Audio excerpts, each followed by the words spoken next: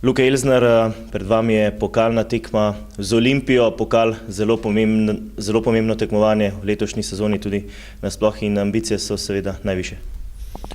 Morajo biti, glede na to, da je tako malo tekem še do nekega finala, hkrati imamo pa pred nami en velik izziv, seveda se bomo lotili zadeve z vsemi moči, s katerimi razpolagamo trenutno in vsekakor želimo pripeljati to tekmo sem v Domžale in da se to tukaj odloča in da zadržimo ali pa si izborimo neko prednost v sredo.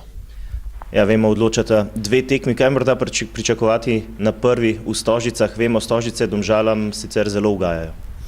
No, vsaka tekma je svoja zgodba, še posebej, ker je Olimpija v nekem specifičnem stanju in je lahko zaradi tega še bolj nevarna, tako da bomo mi previdno nastopali, hkrati skozi našo organizirano igro si zagotovili neko izhodišče. Če bo pa prostor, da jih lahko ranimo in pa dejansko pridemo v prednost že na prvi tekmi, bomo pa to seveda tudi izkoristili in si to zagotovili. Hkrati je pa treba malce dlje razmišljati in vedeti, da je to samo prvi del tega obračuna. Pred vami izjemno zahtevno obdobje, trikrat Olimpija, Koper in Maribor, še za začetek pa v prvenstvu še Rudar.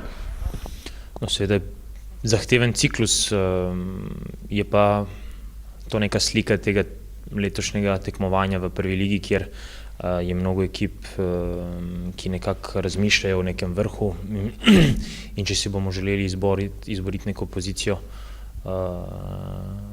in doseči neki cilj, ki smo se ga zadali ob začetku naše skupne poti, potem bo treba tudi velikim ekipam vzemati pike. Tukaj doma na našem igrišču pa vsekakor zdaj je slika spremenjena in si želimo, da bo tako tudi se nadaljevalo. Pot je dolga, nabiramo pike nekako redno, ampak še vedno se to zdi, da je nekako prepočasi. Moramo pa vedeti, da je tlele šele prvi del te sezone in da to nabiranje točk se mora nekako redno izpostaviti, da ne bomo se zaletavali in zdaj v nekih 2-3 tekmah probali doseči vrh, kajti to ne bo možno. Je pa potrebno, da na vsako tekmo damo dejansko vse, kar smo sposobni in če bomo tako nastopali, kot smo v zadnjih tekmah, potem jaz mislim, da ne bo bojazni, kar se tiče točkovnega nekako nabiranja. Najlepša hvala. Srečno.